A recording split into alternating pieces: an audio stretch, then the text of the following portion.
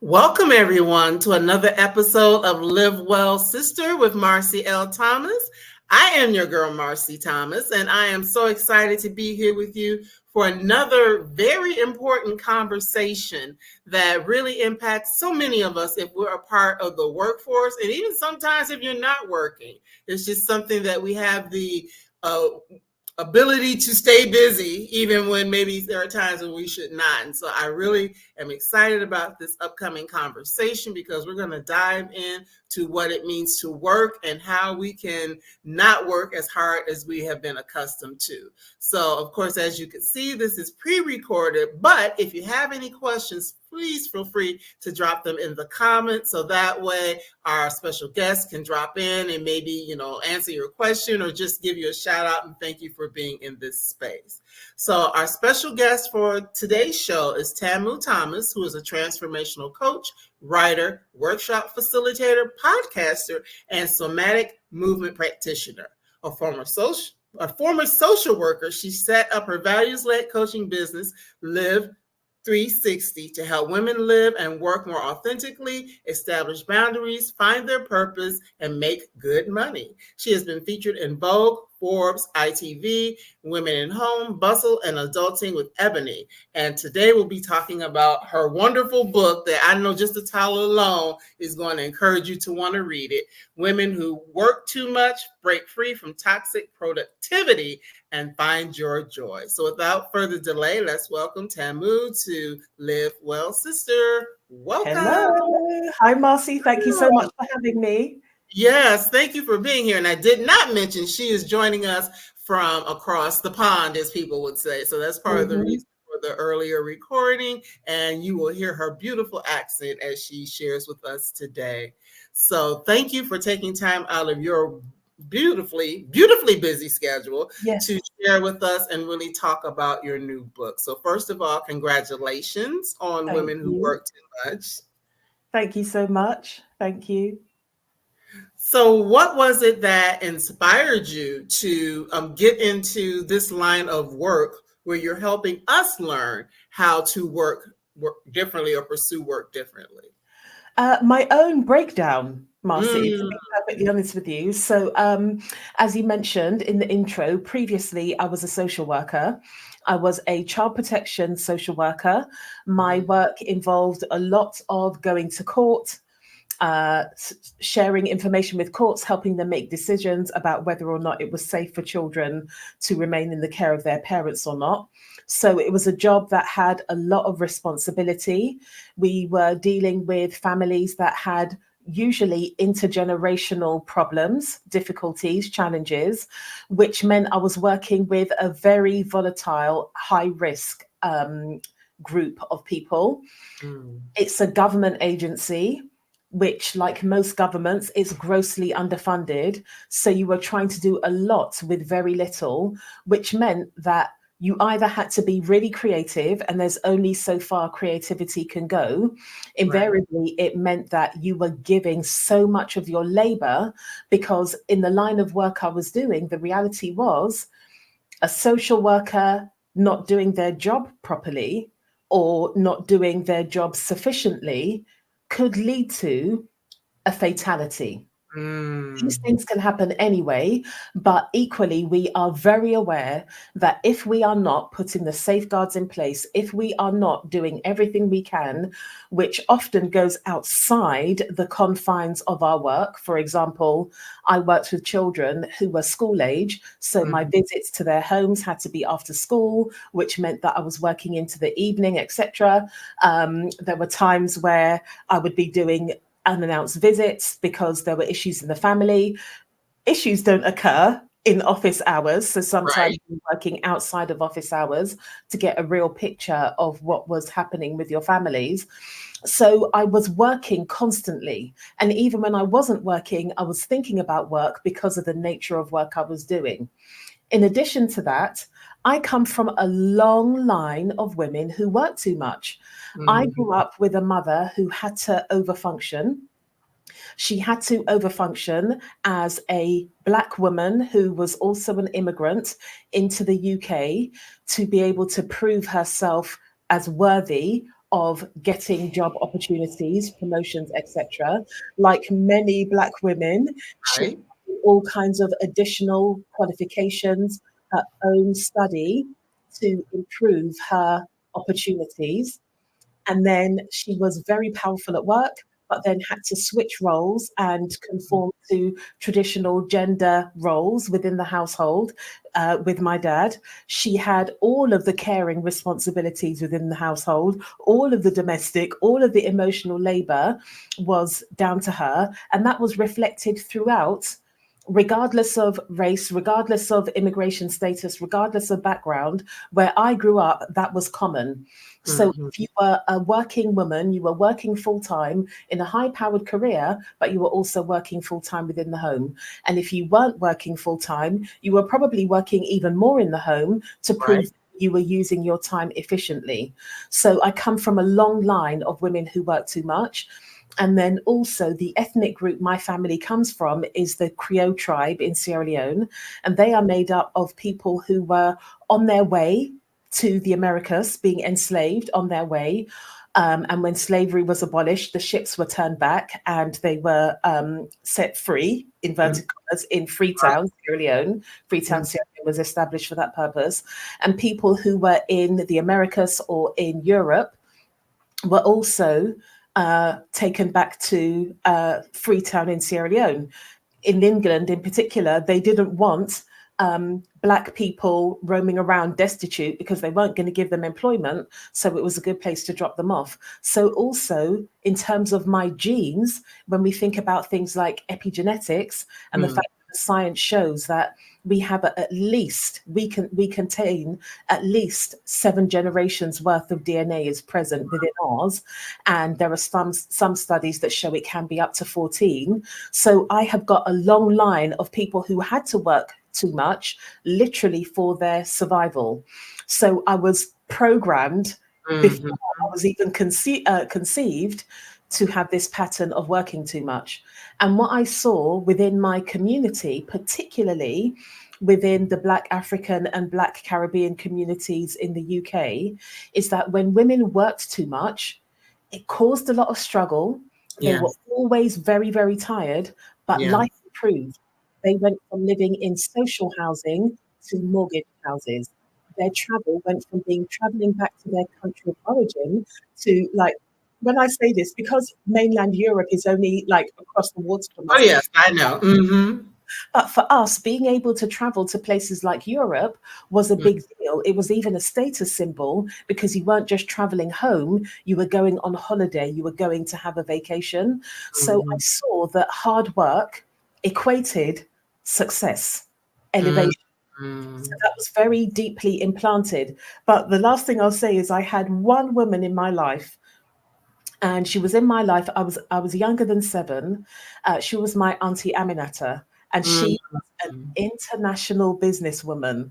And what I knew about her was she lived in Sierra Leone, yet she was able to fly all around the world to do her work.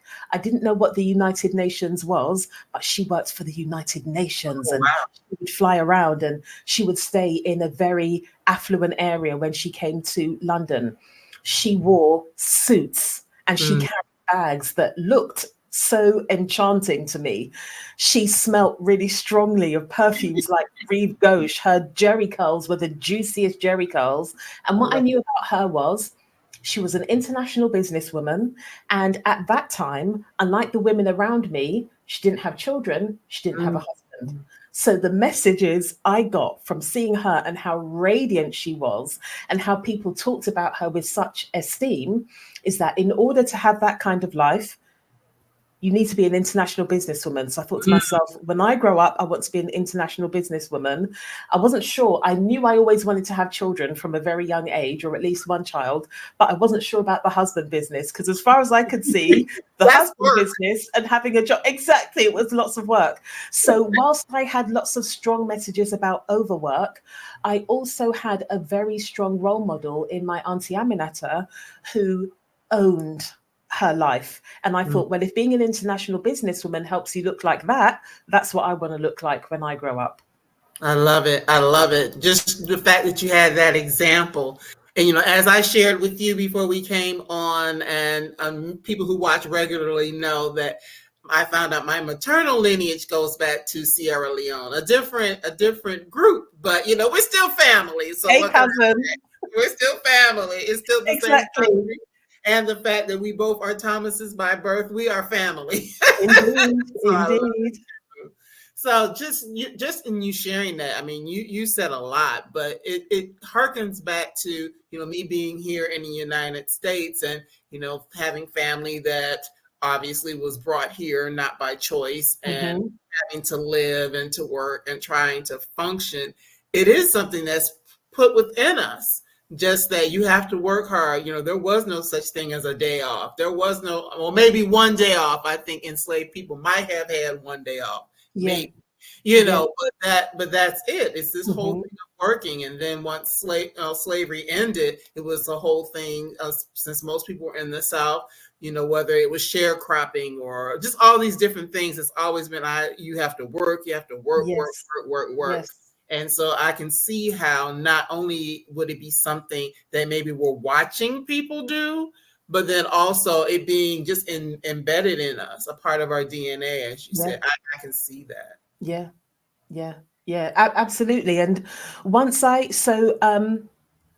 when I was in 2010, I was having supervision in my boss's office, and Mhm. she asked me if I was okay. She just said I didn't seem like my normal self, and I'm not a particularly like cryy type person, and I'm not saying that as a badge of honor. I was teased a lot for being a crybaby when I was a child, so the tears have disappeared, but tears just came rolling down my face because I felt so guilty. My need to work full time meant that I felt like my child was also working full time because she Mm, was in daycare for long hours. And I was finding it really difficult to reconcile that I was out in these streets looking after other people's children whilst mm, my child was in daycare. And I would go to pick her up, and her face would be pressed up against the glass because she couldn't wait for me to pick her up. She really didn't like it. So I carried a lot of guilt. And I vowed that by the time she went to secondary school, I would be working for myself so that I'm mm, around for her more when she comes home from school on her own. It took me 9 years to actually develop. Well, I didn't really develop the courage. I mhm. was so exhausted to my core that I Wow. had to leave working full time and work for myself. But I was able to do that before she moved into high school. And when I looked around my life, I just saw so many women living different versions of my life. So I thought, well, Mhm. it's not me. It's not just a time management issue. It's not just about organization. It's not because I'm not ambitious and driven enough. There is Right. something going on that is impacting us all. And I could see it in my friends and people within my network and on social media, people from all kinds of different backgrounds. And I thought, this doesn't make any sense. Right. So I decided to leave social work full time and start my own independent social work practice.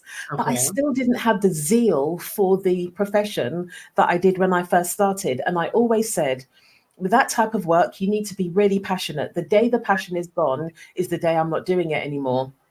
And I was having my own, I kept feeling really low. I had so much self criticism and judgment, and it was just always there lingering in the background.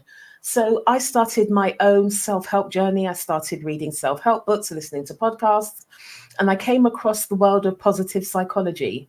So Yes. I'm a Black woman. So, of course, I went and did a course. I did Right. a short course in positive psychology, and I was speaking to the lecturer, and he was saying, well, Tamu, social workers are the coaches of the therapeutic world. You Hmm. could utilize your skills and develop your own coaching practice. So, in short, that's what I did. And when I set it up, I wanted to create a body of work that would support women making their lives easier. I didn't want them to work as hard. And Mhm. I was talking about this a lot in many different ways. And then I was just seeing, I was so I was going to use another word, but I was so angry with what Mhm. I was seeing during the pandemic. Right. So everybody was working from home. Right. Yet the women who were in heterosexual relationships, we moved some of our group coaching calls to like 7 a.m. in the Mm, morning. right. Yet their children were still clambering all over them. Hmm. We had coaching calls at 12 noon. The children were still clambering all over them. Meanwhile, the husband, the male partner, is just next door. He's just in the room next door.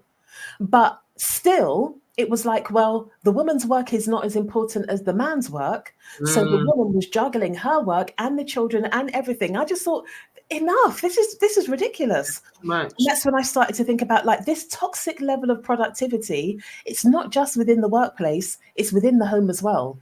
And what I saw was women were being toxically productive. They were over functioning way more in their relationships with men than they were in the workplace. So I started talking about toxic productivity. I started writing for an independent magazine. My agent saw what I was writing in the magazine and she emailed me and said, I really love your column. I read it every month.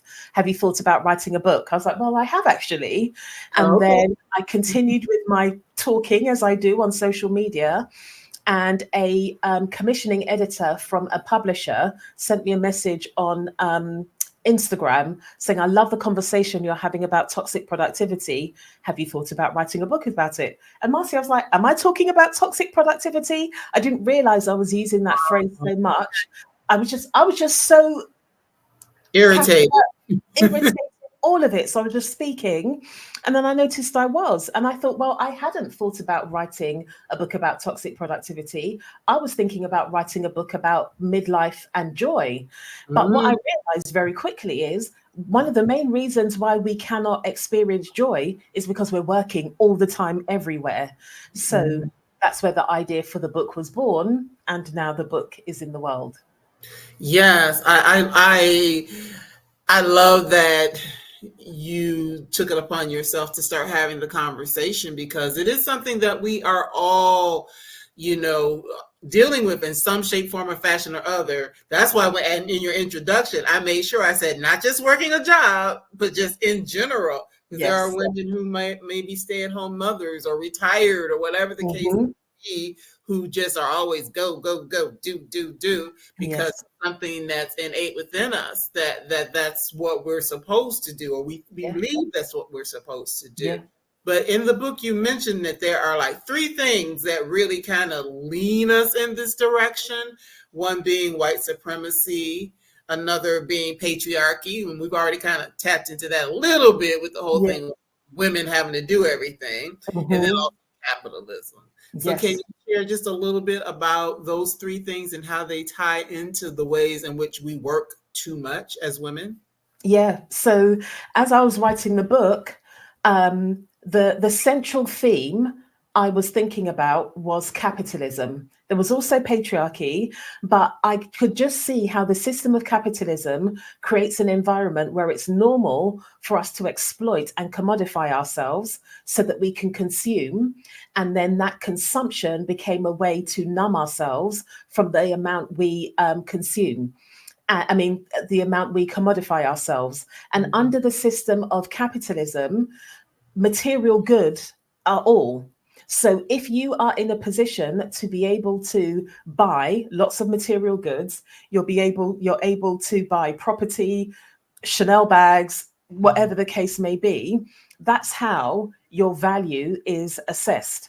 The amount of money you've got in the bank or your access to capital, because when we look at the world as it is now, it's not even necessarily the amount of money you've got in the bank, it's the amount of capital you can lay your hands on. So there are lots of people who are flexing via credit. Capitalism doesn't care. As long as you are commodifying yourself and exploiting yourself and consuming, you're feeding the beast. Mhm. So that was one element. And when I was looking into the impact of white supremacy, from what I could see, capitalism and the desire not just to create wealth, but to hoard wealth was a Mhm. major factor in enslaving Africans. It was Mm. about being able to create wealth for individuals. And then you've got patriarchy mixed in with all of that, that says men are supreme, and in a system of white supremacy, white, able-bodied, heterosexual Christian men are supreme. And Mm. what I saw was you never get one without the other. They Right. work in tandem. And that's why I started to refer to it as the trinity of oppression. So as a woman, you are at the mercy, or you are under the boot of all of these systems. Mhm. And the pressure is intensified when you are a woman of the global majority, Right. especially when you are a Black woman. So Mhm. people will say disability. Yes. So imagine disability plus being a Black woman. Right. People will say whatever, your sexual orientation. Yeah, imagine that plus being a Black woman. So the Right. thing that amplified all of those experiences was your Blackness, because white supremacy was designed to separate humans and categorize them to justify enslaving Africans. And these systems are the foundation of modern society. Mhm. So you in Atlanta, me in the UK, we know that our blood, sweat, and toil went into creating the economy that enabled these countries to be as they are. And Mhm. as a person whose parents are from Sierra Leone, who has visited on a regular basis, I can also see how white supremacy has a massive impact in Africa. Wow. I've been to various African countries. So you can see the big impact it has. But one of the things about capitalism and white supremacy to a degree is that it really focuses on the individual. So Mhm. it's very good and very wily at creating beliefs that tell you it's you as an individual, it's you as an individual that's defective, it's you as an individual that's not working hard enough. So it breaks down the system into teeny tiny little portions, and you're consuming those portions breath after breath after breath. So you think it's you. So Mhm. it keeps the system going by making it an individual thing. White Right. supremacy loves shame. So Mm. then we are ashamed that we are experiencing these things. It must be me. It must be that I'm not working hard enough. It must be that I haven't got my act together. It must be that I'm not ambitious enough. So we make them all personal failings. One of the reasons why the gossip, I can't remember what the original meaning of gossip was, but gossip was a valuable way women were able to communicate with each other and share information with each other that we wouldn't get in wider society because of the impact of men. So, white supremacy tells us that any quote unquote failing on our part should be shrined in secrecy. We shouldn't tell anybody because that will be a source of shame. If you're flawed, if you can't cope, if you've got something quote unquote wrong with you, you should keep that to yourself. When that's not how human beings are designed. We're Right. the most pro social creatures on this planet. We're Right. hardwired for connection. We're not supposed to do life on our own. Right. But the systems of capitalism, white supremacy, and patriarchy want to keep us in our individual silos. That's partly why the nuclear family was created, so that we're not sharing our experience with each other. And when we're not sharing our experience, we think that it's us, when actually it's us as an individual, when it's actually us as a community. It's actually us as a culture. It's actually us as a society. And when we can wake up and realize that and share from a place of support and care and solutions focused, we can then start to create new systems. Because the other thing I found, like this book, there's so much of this book There that is is a all lot. in my but Marcie, let me tell you, there's so much that is in my computer still, because it Wow. would have been an encyclopedia. But we talk about, so women will talk, particularly like feminists, will talk about smashing the patriarchy. That's a waste of energy. If we Mm. can come together with our collective experience, look at what's going on with us, and start to find solutions that are based on our reality, not the veneer we present to the world to Right. be acceptable and all of this respectability politics, we will then be able to create new systems that Mhm. support us as human beings. And the more of us that do that work, that collective work, and creating a new system that supports human beings, the fewer of us will be upholding those systems of oppression, and those systems of oppression will crumble. We mustn't waste our, like, yes, we must stand up for justice. We Right. must take that action, but we must remember that the real quote unquote fight, that energy of fight needs to be utilized as the energy to rebirth ourselves and each other. Toni Morrison has told us the very Yes. function of racism is distraction. Let Hmm. us not stand for that, but at the same time, let us stand for what we actually want to create, even if we're going to be creating it for our descendants and future generations. Let us focus on doing that, using our collective heart, courage, and care for that purpose. Yes, that is so important because I was having a conversation with someone earlier and we were talking about how there are things that maybe we may be at ages and stages in our lives where we might not see it all the way through, Yeah, but it's how we can, well, they say train them up in the way in which they should go, so to speak. indeed.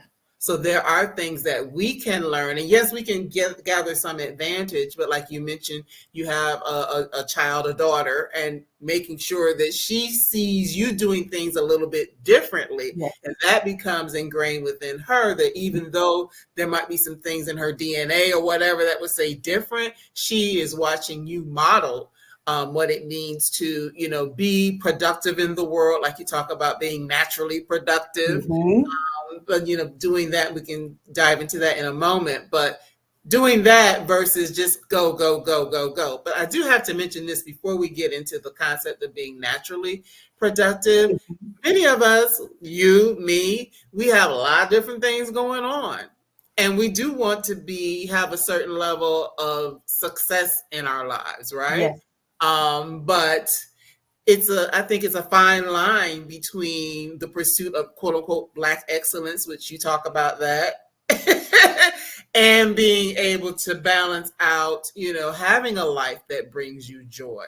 Yeah. So how do those people who are entrepreneurs, or whatever the case may be, who are really trying to build something so that they can have a little more free space maybe than what Yes. they currently have, how do we balance that, making sure we're taking care of ourselves, and still pursuing, goals and accomplishments and achievement at the same time?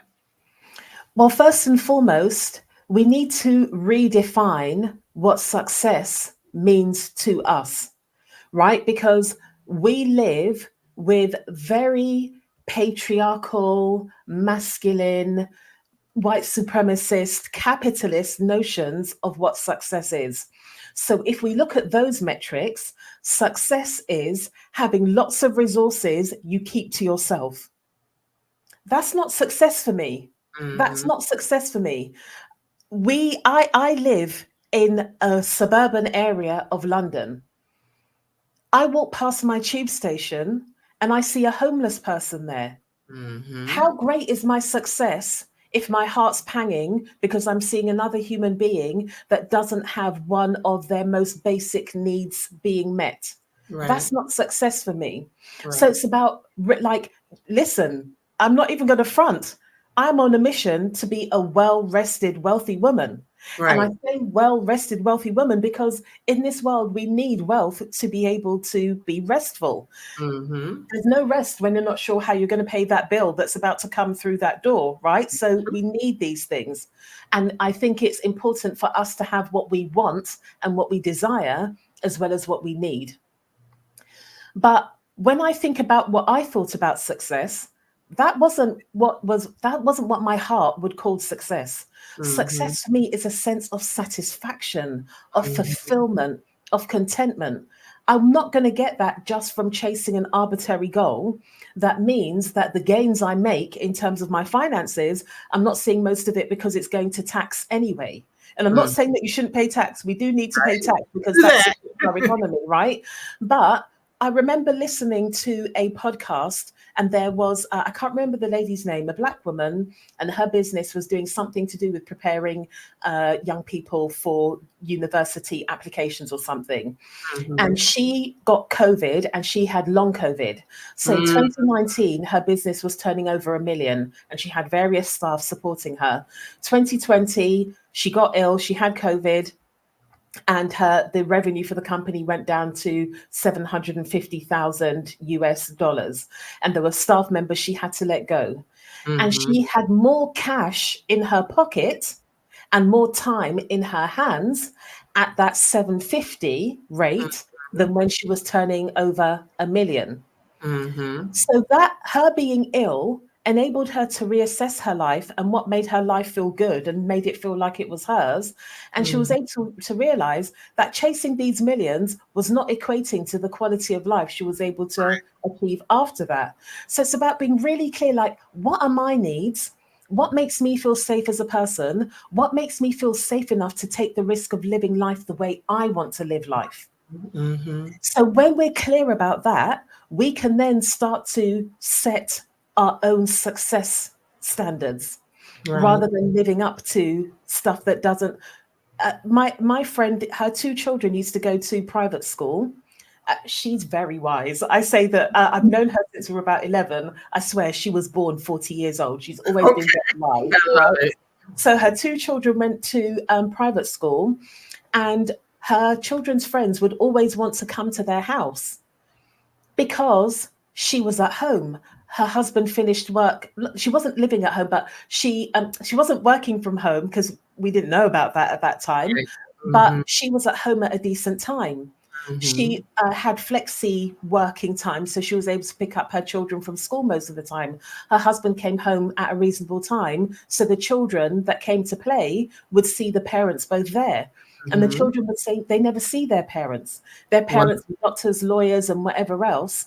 So even though she wasn't earning the kind of money they were, she was still able to send both of her children to private school, and she was still able to be present, not just in the life of her children, she was also present in her life.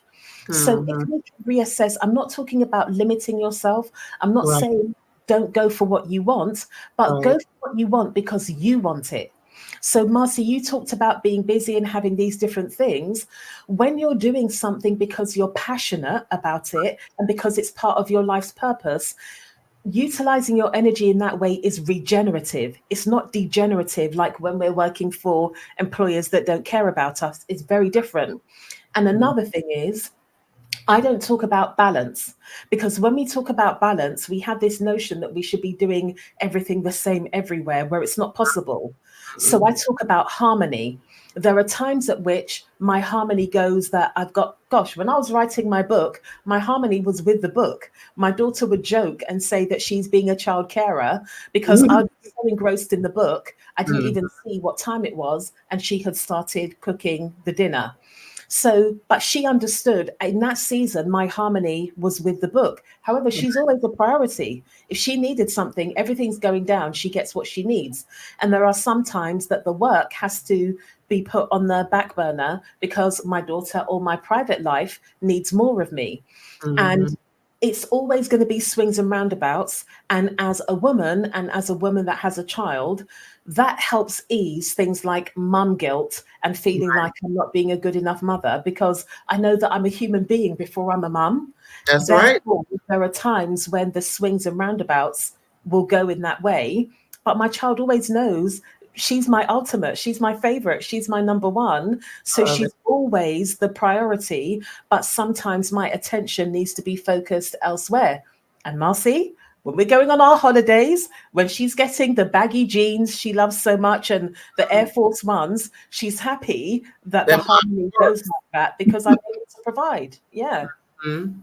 That is something because it's true. There does have to be that balance because we do need resources to function in this world. I mean, exactly. it is what it is. But I think it's getting away from the whole concept of hustle and grind and some of these terms that we hear that keep us in a perpetual motion because as we were talking about earlier, my mom thinks that I'm always in perpetual motion, and I may not be in the quote unquote true sense of the word, but sometimes being able to turn things off. Now that is a thing, and Yeah. so and in the book there's no way we can go through everything because it is rich, and there are a lot of exercises and prompts to think about. There are like grounding exercises and Mhm. breathing. I mean, there's so much. So I really suggest everyone to get a copy of it because it's just rich and there's no way we can get into everything today. Absolutely not. But it's just that understanding that I do need to figure out turning it off, so that I do rest well, that Yeah. I do make sure that I'm making time for self-care and not just what we call grooming, like, nails and hair and stuff like that. Yeah. Yeah. Actual things that give me an opportunity to relax and unwind and things like that. But I mentioned earlier on, I do want to talk a little bit about the whole thing of being naturally productive, because Yeah. we all have a certain way in which we work better. Yes. How do we tap into that, understanding that sometimes that means we're going to have to tell people no and set boundaries?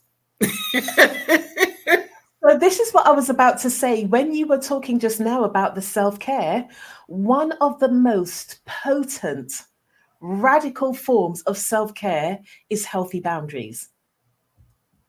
So when we talk about, we like to do I like to do the nails, I like to do the hair and all of that.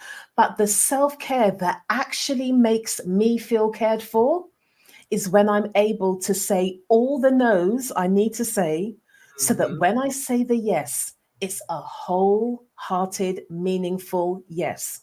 Because so many of us are conditioned to please, because we're conditioned, especially as women, it's okay for us to feel bad, but we mustn't ever look bad.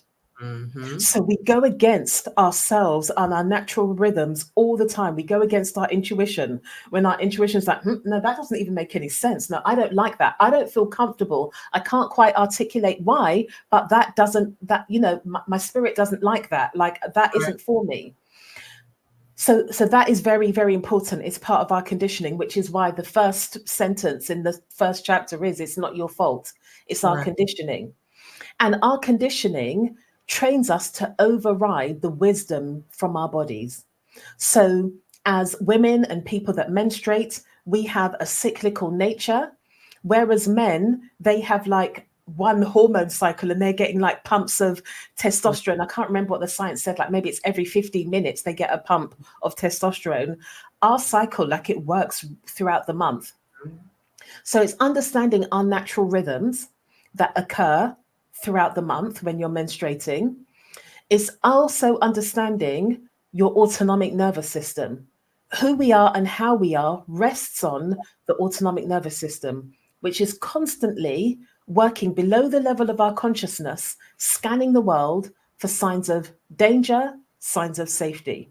And we're much more tuned in to signs of danger than we are to signs of safety, because it's much better for us to keep ourselves out of harm's way than it is to be gravitating towards safety. So an analogy that's used very often is when we were in our hunter-gatherer groups, if we heard a rustle in the bushes, it's better for us to believe that that could be a predatory animal or an opposing tribe, because if we made the mistake thinking it would be a chicken that we could cook for our dinner, we could end up dead. And we've still got those mechanisms, like our reptilian part of our brain, our emotional center is still that human being at that point in time. It hasn't evolved the way we have in terms of our conscious mind.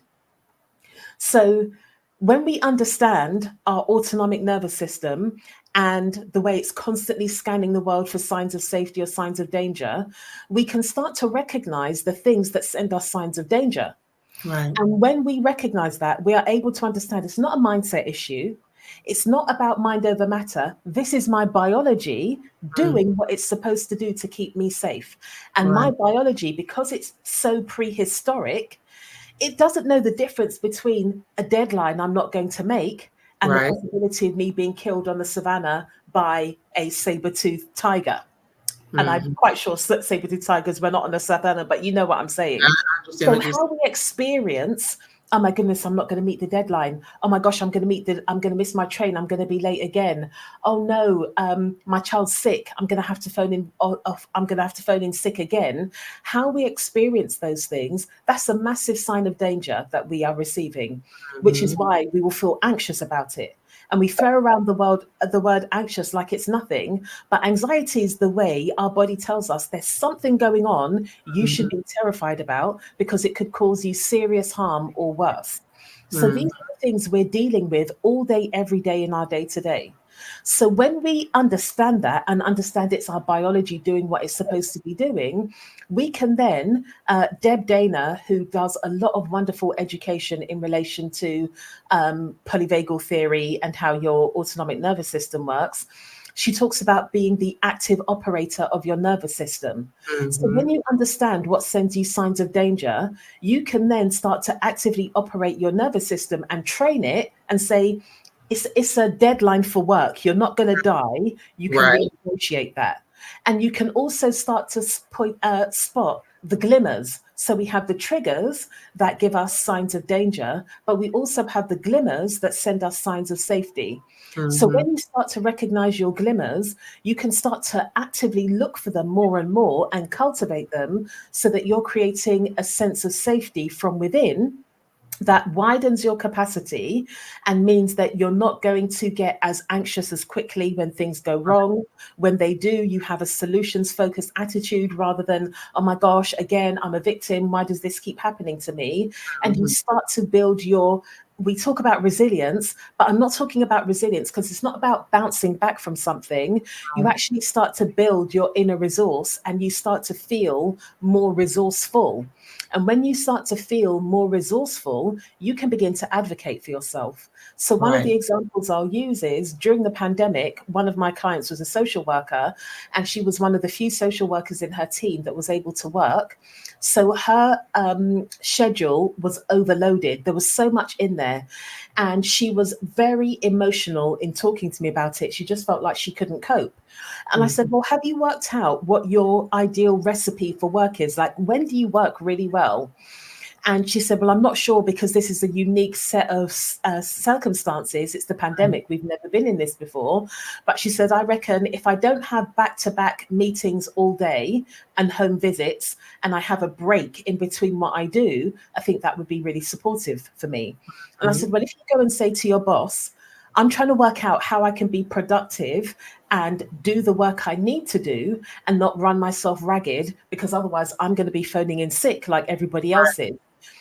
And so she shared some ideas with her boss and she was terrified. But because she went in there saying to her boss, pretty much, partner with me, let's find a solution, the boss partnered with her. Not only did they find a solution for her, they rolled out a new way of working for the team who were still working at that time. I can't think of many managers that would say, no, I want you to be toxically productive. I want Right. you doing quantity of work instead of quality work. So when Mm-hmm. we get that data about ourselves, we know the things that trigger that reactivity, that kind of like scarcity and fear and anxiety with us. And we know the things that help us feel grounded and safe. We can then start making powerful choices for ourselves because we're naturally productive. Like in my Mm-hmm. book, I say, even when we're sleeping, we're Right. being productive. Right. We are naturally goal oriented. We like to achieve things, but it's Mm-hmm. about achieving things with purpose and about switching from doing busy, piddly work that Right. looks like you're doing something, but you're not actually achieving anything, and doing work that is quality work where you're moving the needle and making progress.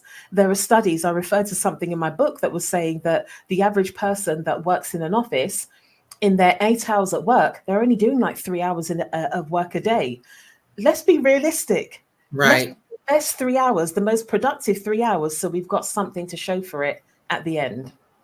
Yeah, and I love that because I was thinking about that study that I saw in your book that says, yeah, a lot of times we're not really, or we might be busy work, but it's not necessarily things that, as you say, would move the needle. So it would behoove leaders, managers to, kind of talk to people and figure out, how do you work best, or when are your most productive hours of the Yes, day?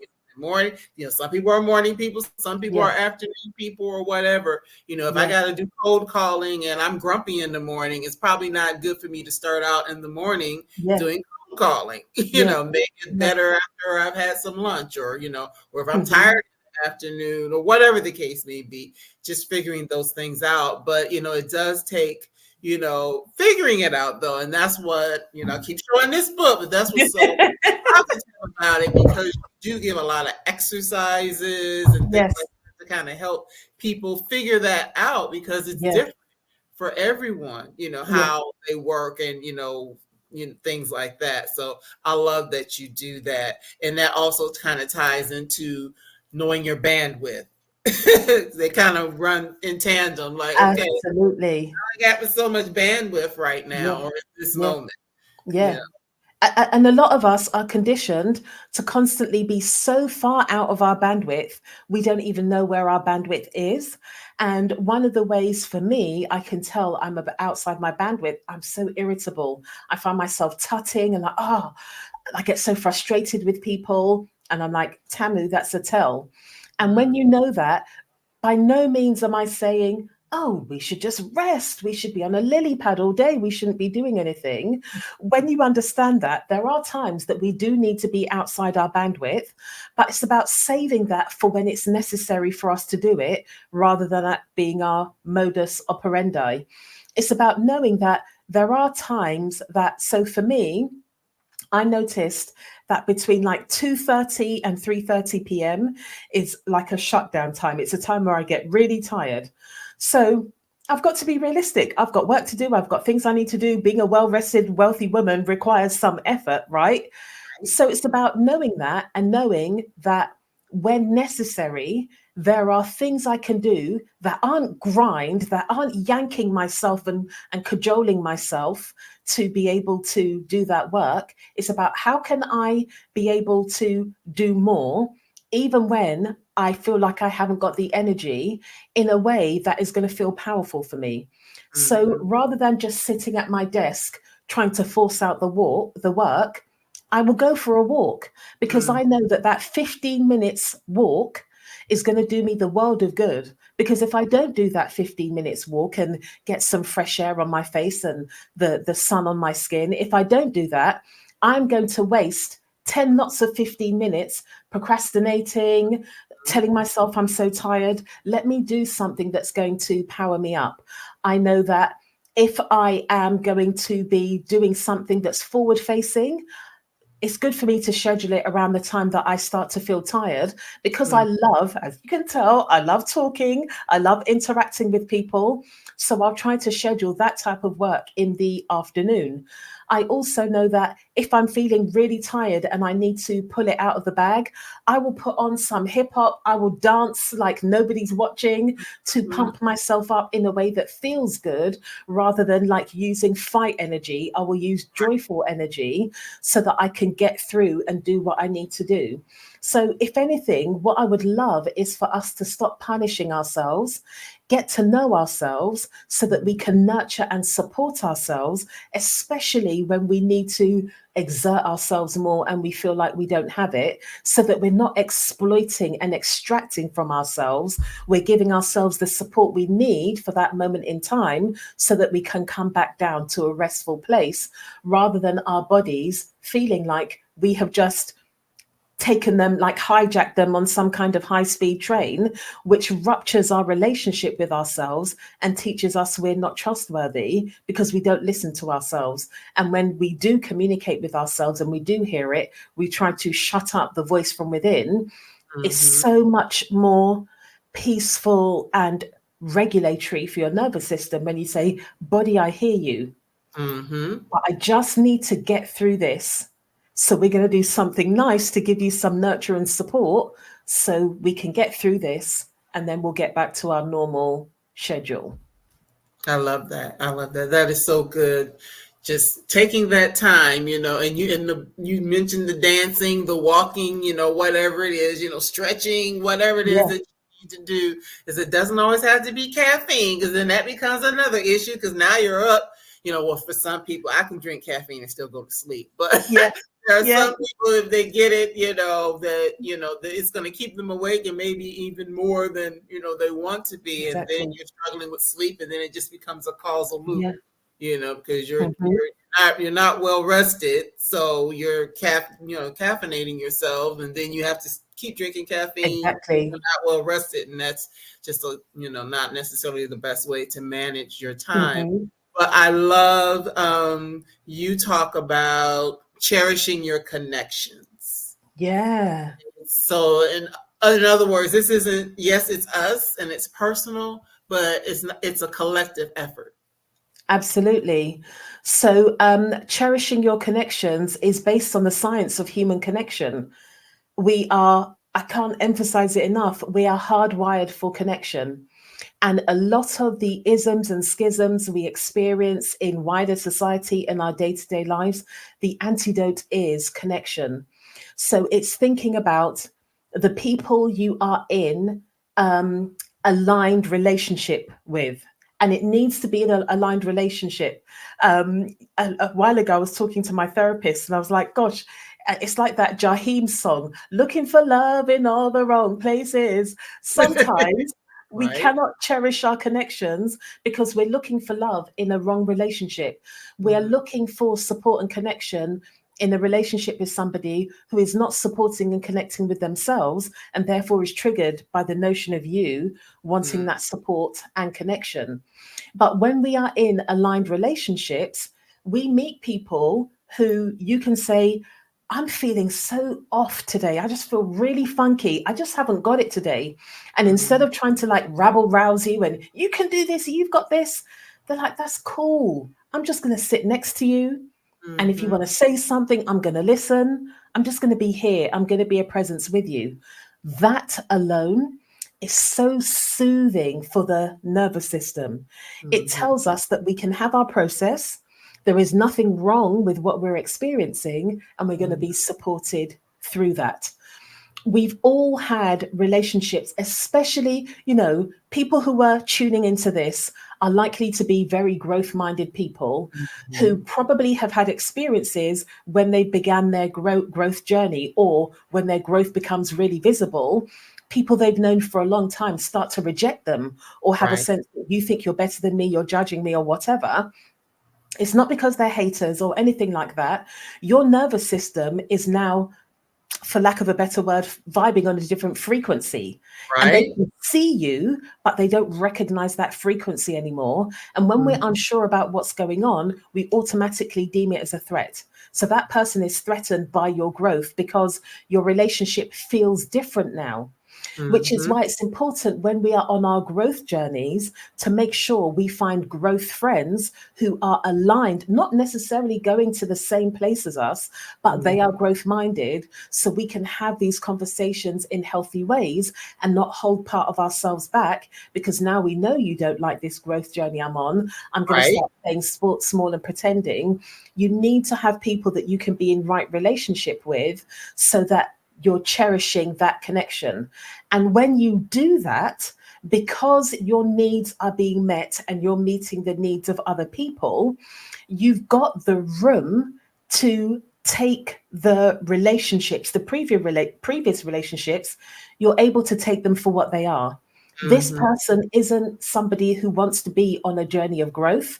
They are Right. cool with where they are. And because you're more resourced now, because you've got a relationship where you can express yourself and experience a relationship in that way, you can then accept this relationship for what it is. And the unconscious judgment you're placing in that relationship dissipates because you're like, oh, okay, you're just not on the same journey I am. But I Right. know that I could knock on your door unannounced, be welcomed in, you'll fix me a plate, and we'll be able to sit down and laugh about things that happened in 1987 and 1995 and Right. almost wreck ourselves with laughter. And that's what the friendship is. You're more able to meet people where they are because you're now meeting yourself where you are instead of Mhm. trying to squeeze yourself into shapes that no longer fit you.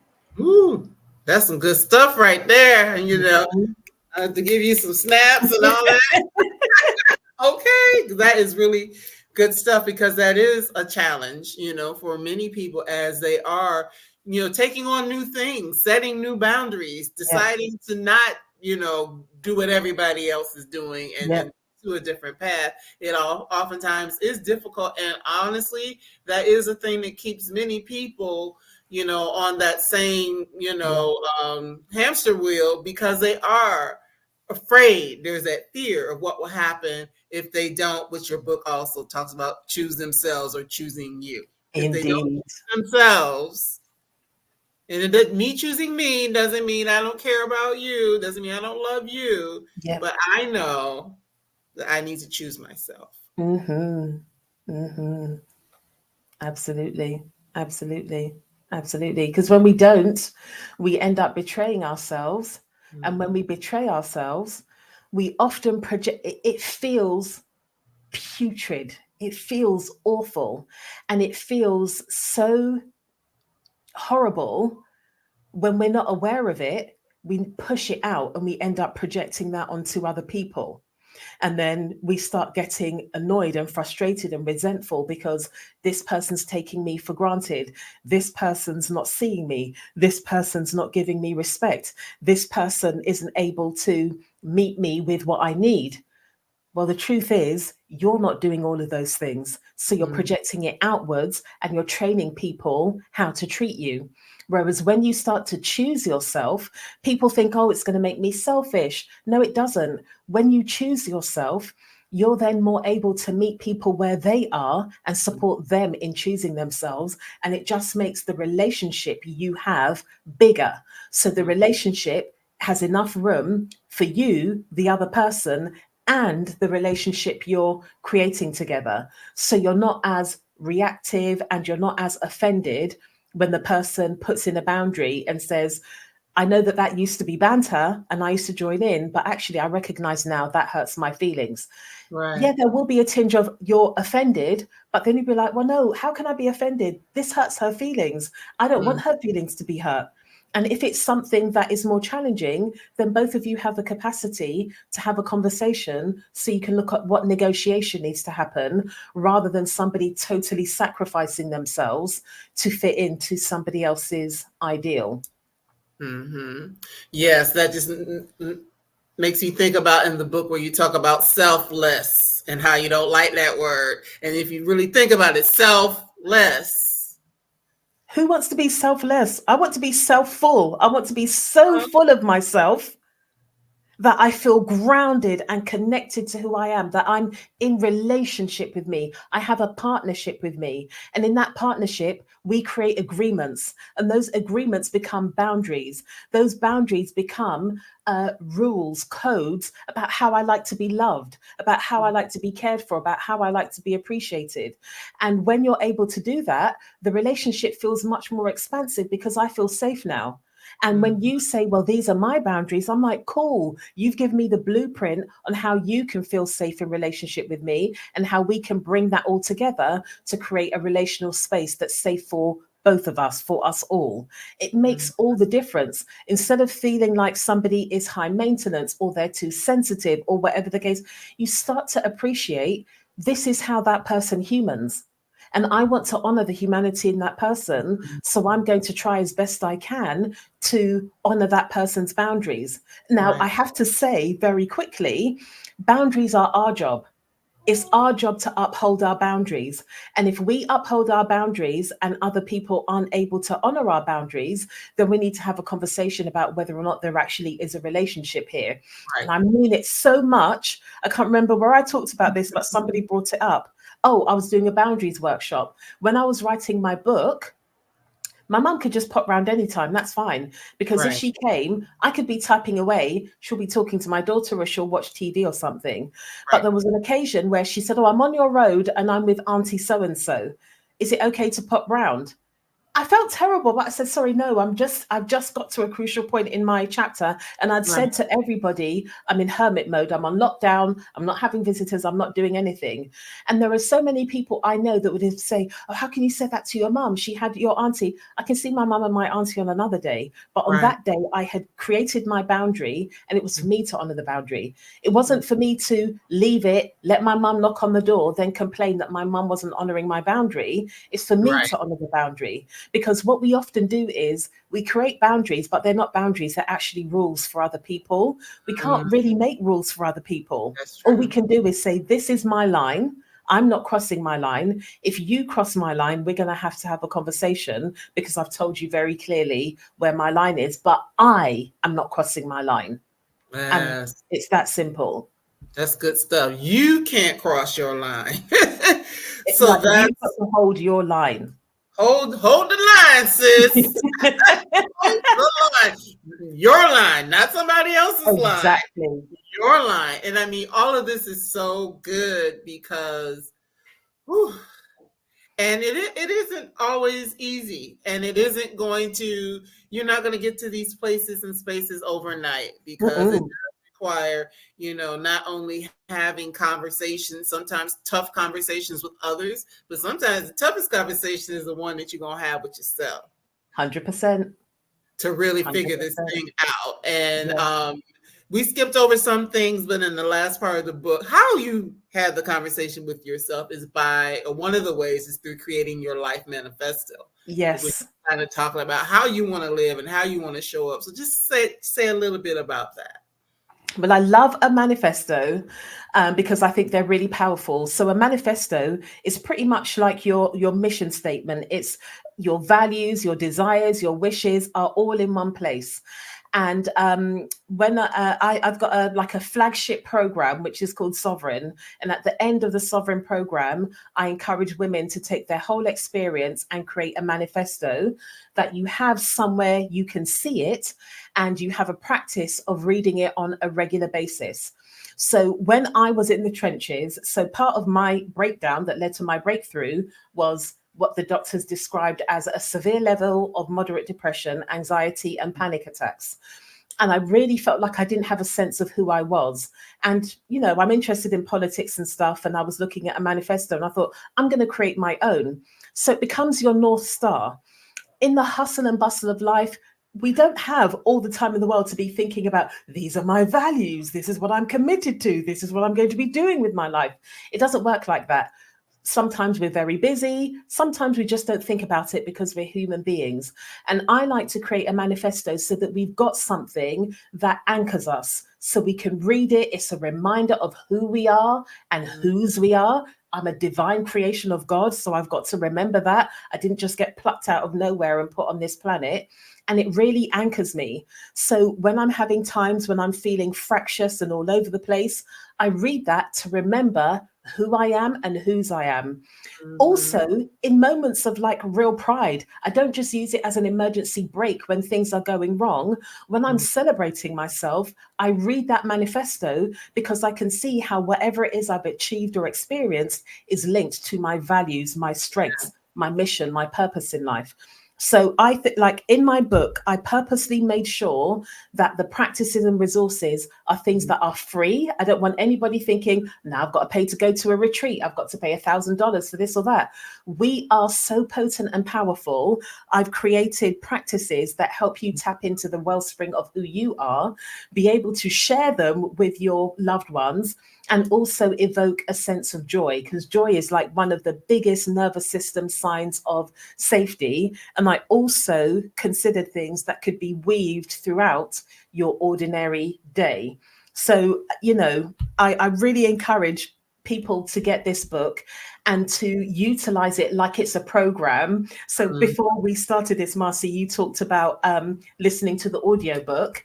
The audiobook just brings it to life more because I'm narrating it, but you will hear how these things can be weaved in. And in the audiobook, you also get the guided meditations and stuff, which just help, bring more va-va-voom to the experience. Yes, and hearing your lovely voice as well. But you are correct about the tools and the tips, because I'm going to tell you the truth.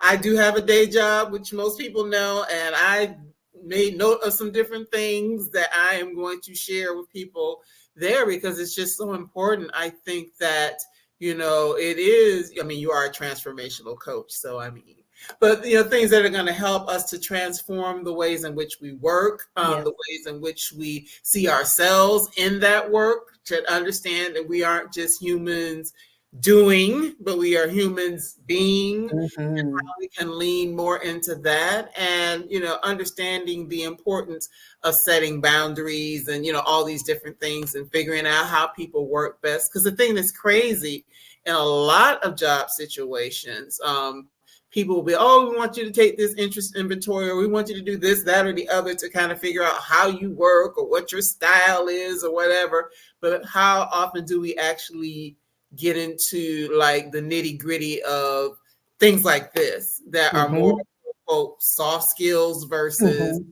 okay, yeah, I know that you're a leader, so you're going to come in and you're going to rally up the troops or whatever. That's great, Yeah. but there's a particular way that you rally up the troops because of how you're Yeah. wired, Yeah. things like that. And instead of being toxically productive, let us have like real productivity. Yes. Be naturally productive. Yes. Operate in our zones of genius. All those sorts of things make a Exactly. difference when you can figure this kind of stuff out and not Yeah. be like, oh, I just got to do it. I just got to run, get, do. Mm-mm. Oh, gosh, this was so good. And I know that I could talk to you forever because, number one, we're family. Exactly. Exactly, cousin. Right. We're cousins. But, it's just this work is so rich. It's so good. And it is something that, I have the audio and I will go back and forth. And, because all the exercises and stuff, I want to make sure Mm-hmm. I get my little notebook and write things down and listen when I need to hear and all of that, tap into some of the concepts that you mentioned that help us to center ourselves and Yeah. ground all of that. Yeah. So thank you so much, Tamu. Is there Thank you very anything? much. Oh, you're welcome. Is there anything that you have coming up in the next, few weeks or whatever that people can tap into either online or, any in-person things? Because people do watch from around the world. So you never. Yes. I have a few things coming up. What I would recommend is connecting with me on Instagram. That's my playground, Tamu.Thomas. Yes, up there, because that's where I share all of my offerings and all of my things. Something I'm very excited to be working on is I'm going to be hosting a 3-day summit in September, an online summit called The Liberated Woman, where I'm going to be inviting women from different backgrounds and disciplines to share how to liberate yourself in their sphere, whether it's finance, romance, work, business, whatever. So I'm very much looking forward to that. And I've got some other things coming up. So please do come and connect with me on Instagram and you will find out all about that. Yes, that's good stuff. Yeah, that sounds good. I need to see. What are the dates for that? It's going to be the 9th, 10th and 11th of September. Okay, I'm writing it down. I don't know about my schedule. Your schedule. Well, don't worry, because after each day of the summit, people will have 3 days to Okay. be able to watch it. So the recordings will be available for people who sign up. Okay, well, I definitely will keep that in mind because, liberation is important and, Mhm. us being able to just live our best lives. Because, I mean, this whole show is called Live Well, Sister. So, I mean, Exactly. it's Sis, about I want you to live well, because when you live well, you role model that to another sister and it becomes a ripple effect. it becomes a ripple effect. So, thank you so much for your Thank you. time, Tamu. I appreciate you. And, once again, everyone, please go out and get a copy of the book. I'm putting it up there for people who might have tapped into this late. But please, pick up a copy of the book. It is available at the Brown Girl Collective Bookstore, which is affiliated with Bookshop for those who are able to Oh, purchase cool. there. So look for it there as well. So you have lots of options, your favorite booksellers and all of that. But please tap in. And Tamu, congratulations again on this book. Thank And you. I just look forward to seeing more of you and hearing more from you. Thank you so much. Thank Take you. Take care. Bye.